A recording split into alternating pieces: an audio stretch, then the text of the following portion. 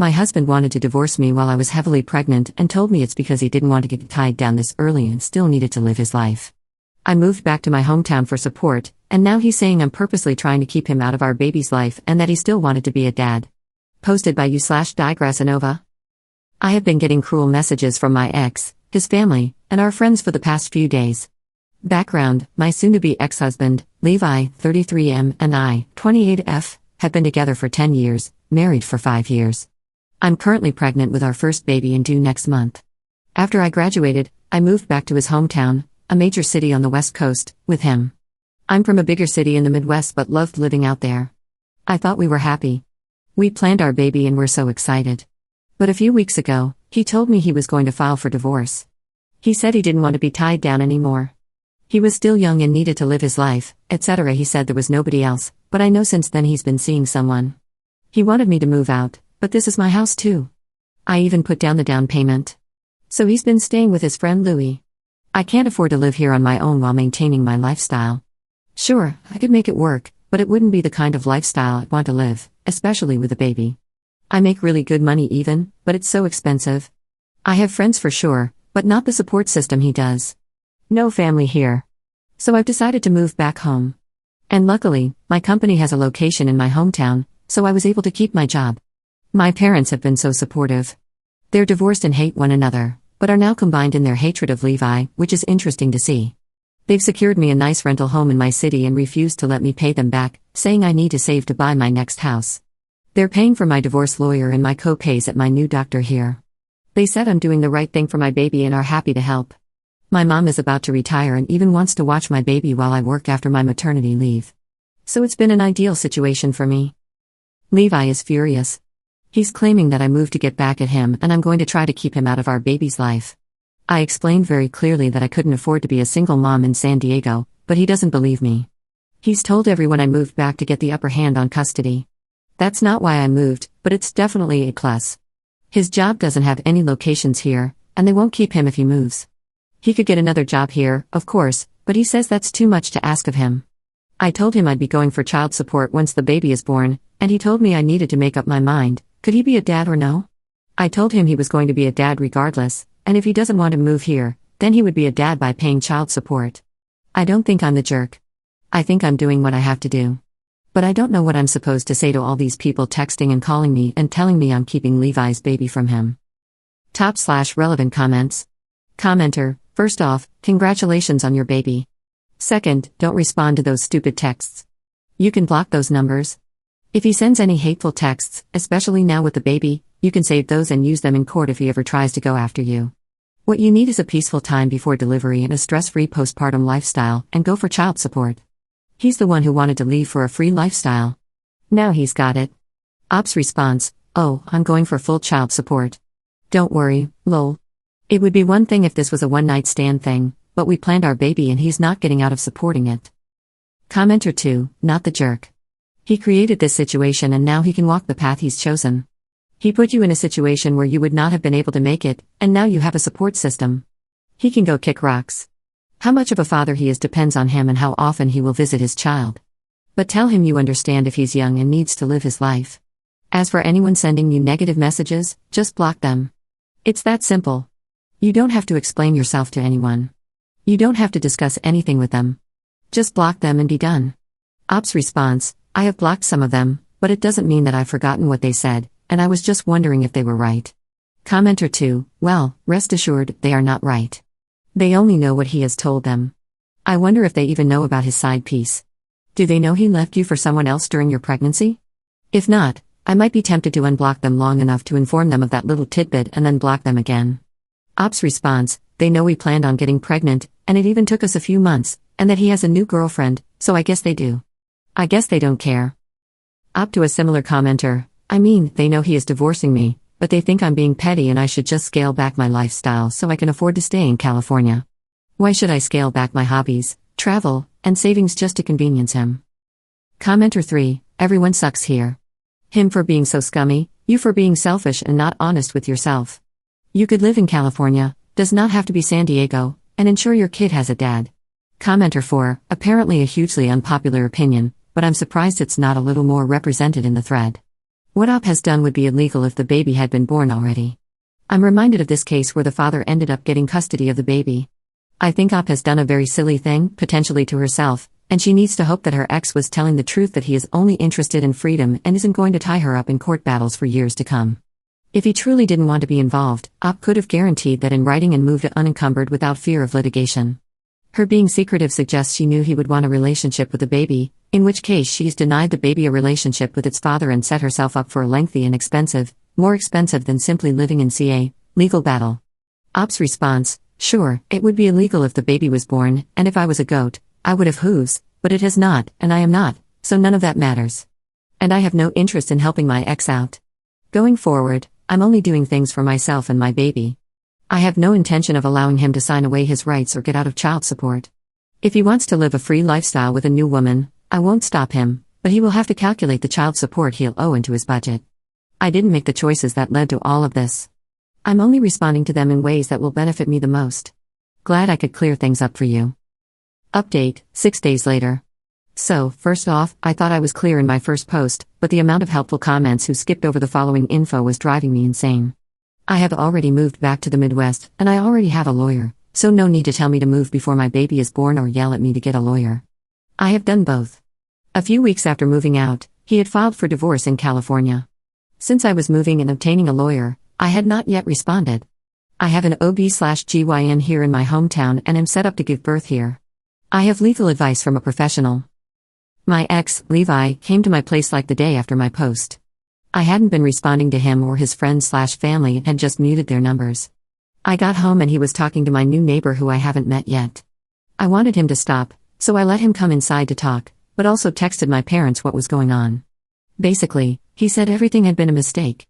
He didn't think everything through enough and that he had withdrawn his divorce petition. He said he was fine living in my hometown. He'd need time to find a job but could work on selling the house back west in the meantime and work remote until he found a new job, kind of acting like everything was fine. Very strange, though. Not like he was on drugs. I've seen him on drugs, lol. It's been years, but it wasn't that. I don't know. By the time my dad got there, I was very upset and not thinking clearly. His wife drove me to their house, and he stayed there with Levi for a bit and got him to leave. And he's been at my mom's and won't leave town. I don't want to get too into it. My lawyer was able to confirm he sort of withdrew the petition, but it was either incomplete or incorrect. His behavior has been odd. Yes, I told them I'm not talking to him unless he gets evaluated. And I don't know if my mom wore him down or what, but he agreed and has been at the hospital all day. My mom's boyfriend has been through a lot of this with his own son and was able to get him into a good hospital. And I hope we know something soon. To be honest, I'm exhausted and overwhelmed. I feel bad saying this, but I don't want to be dealing with this right now. I have so much going on and had already kind of divorced him and started my life, a single mom in my head. I'm not saying I'm going to stay with him, even if this is a health thing. He has crossed so many boundaries and hurt me so bad in just 2 months. But I did make a vow that I'd take seriously. And before all of this, if I told you he'd done any of this, you'd think I was insane. So I'm not really sure why I'm posting an update. I'm not religious, but I grew up Catholic, and maybe someone who reads this and can pray for us. I guess they'd have a more direct line to the big guy than me right now. I'm not sure what I'd pray for. If he's fine, then he's just a jerk and I am fine divorcing him. But if it's something more, I'm so overwhelmed at the thought of taking care of both him and a newborn. But it would mean he hasn't been deceiving me all these years. Sorry, it's not the best update. Top/relevant comments. Commenter: how did he get your address? That's not good. Op's response: I gave him my address when I moved. He was a jerk, not abusive. I was never scared of him. Commenter 2: his girlfriend who he was cheating on you with dumped him when she found out about you and the baby. Of course, he'll pass the medical assessment because there's no test for doucheness. Op's response: I don't want to get too into it. I know this isn't the case, and I have his phone, though. We'll see how everything goes. He was voluntarily admitted earlier, but they haven't told me anything yet. Commenter 3: how did you get his phone? He was staying at your mom's and you are at your dad's. How do you know he doesn't have another phone? Any way you slice it, you seem to be such a decent person. I am wishing the best for you and your baby, whatever you decide. Op's response: they gave it to me after he was admitted. I don't know if he has another phone, I guess, but everything seems to be on here. Commenter 4: however everything goes and whatever you decide, I want to wish the best for you and your baby. You've made all the right moves considering the circumstances. At this point, it's all about you and the baby staying safe and healthy. Op's response: thank you. I agree. I know everyone is mad. I still care about him, but it's about my baby. And honestly, I think the best thing for baby is having a healthy dad, even if he's a jerk. If something is wrong, I might still leave him, but I'd be supportive of him getting better, and so would my family. I don't even know what I want to happen. Second update, 2 months later. I haven't updated in a while. Been a little busy. I have a daughter. She is perfect in every way and the cutest, sweetest, easiest, and snuggliest baby that's ever lived. She's a little over 4 weeks now, and I can't believe she's my baby and that I'm her mom. Sometimes I just stare at her sleeping because she makes me so happy. I feel bad, but I was so happy that she was a girl. I know you're not supposed to want one or the other, and I didn't want to find out beforehand because I didn't want to be disappointed. I have a few more months of maternity leave, and this sounds bad, but I could never be a stay-at-home mom. I don't know if she's just easy and my recovery has been easy, but I'm kind of bored a lot, lol. My mom is going to retire soon and watch her, and she keeps acting like I'm jealous when it's like, no, that's fine, lol. I need to be around adults. But going back, I know Levi had only agreed to go to the hospital in the first place to prove to me nothing was wrong. But there was. Like I said, we were young once. I know what he's like drunk or on drugs, and he was just different in an almost scary way. When he showed up at my house, I could tell something was off from his eyes alone. So yeah, after he went to the ER, they called a few hours later and told us they were admitting him to the psychiatric wing for mania and psychosis. He was kept there for almost 2 weeks and diagnosed with bipolar disorder. The hospital kept him for so long to stabilize him and because they were worried he'd hurt himself if he left too soon. Right now, he is on medications and in an outpatient program. His parents flew out, and his mom admitted that her biological dad, I had apparently only ever met her stepdad, but she calls him dad, had been bipolar, but thought Levi and her other son were too old to get it at this point. It was so frustrating because we had even talked to them about hereditary diseases when we decided to start trying for a baby, and she didn't mention anything. Like, I now know she has trauma from all of that, but it was a horrible thing to come out when I was about to give birth. Levi is on a leave of absence from his job right now and staying in my mom's pool house, but he has found a place that he's moving into after the first of the year. It's a 2-bedroom condo in a safe area, but he admitted he didn't have anything in her room yet. His doctor told him to hold off because an empty daughter's room would be bad for his mental health. And even Levi has admitted she won't be spending the night there for a while. But sometimes he'll make comments about getting certain things for her room for one day. His old job was really stressful, and his company has a position for him when he's ready to go back that can be remote and is much less stressful, but obviously much lower pay. That's fine. His parents are helping, and he has money from a trust fund, but his family is kind of old money and really focused on appearances. I think they want him to stay here, and I feel like he knows it and it makes him sad. It's hard to explain. They did deal with selling our house and got us a really good offer, so I'm thankful for that. They always have a huge thing for the holidays, a Christmas party for families and a New Year's Eve party on the beach for all of us. They want my daughter and me to go, but have been blunt and told Levi to stay here. I guess it would be one thing if them not wanting him around was because of what he did to me. But I know that's not why, and my daughter is too little to fly for something so unnecessary. After everything, Levi did apologize to me and has asked his friends and family to as well. He called and explained what happened to them. I wasn't there for the calls and didn't tell him to do them. I was kind of annoyed about it since I had other things going on at the time. Most have apologized, but if they think there's nothing wrong with him and that I'm overreacting, he's cut those people off. He hasn't made any excuses, just apologized. I knew the woman he'd been seeing was named, let's say, Katie, and he had a coworker named Katie who is our age and they're friendly. So I assumed it was her that he'd been seeing. I actually had found out a little bit after my first post that Katie was Louis' neighbor, who's like almost 40 and has kids who live with their dads.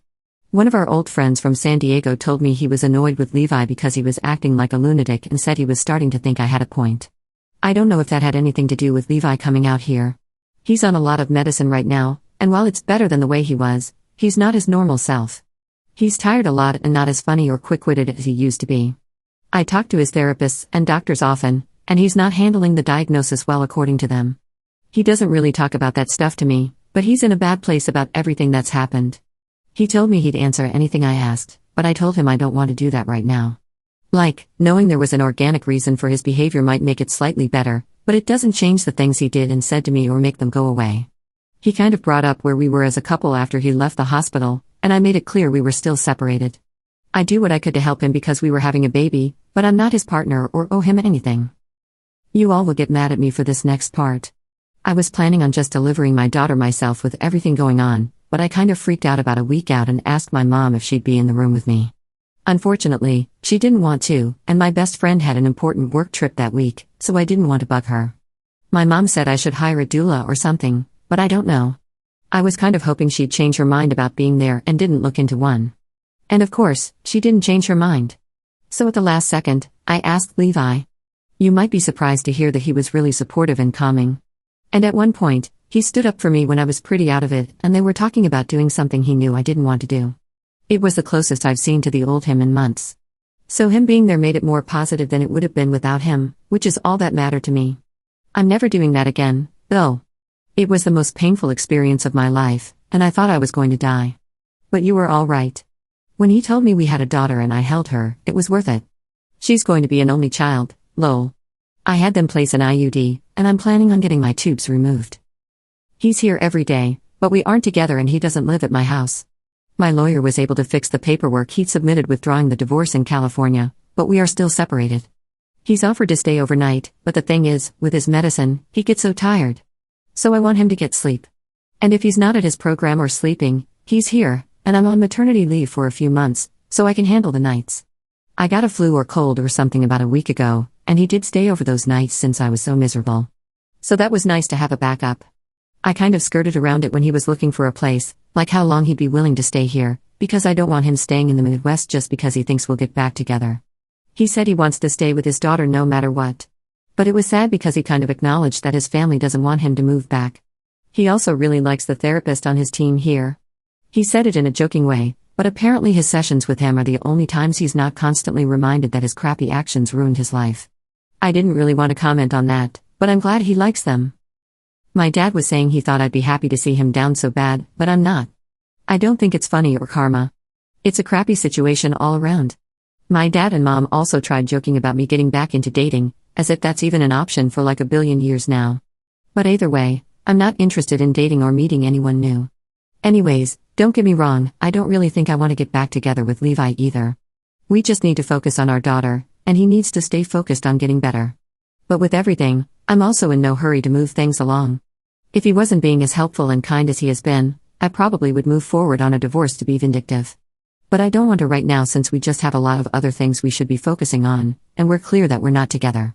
If he's doing better and nothing's changed by the time she's one, I'll probably move forward with the divorce, but it's not urgent for me. And as for her name, I kept going back and forth, but I did give her his last name because I'll probably keep it anyways.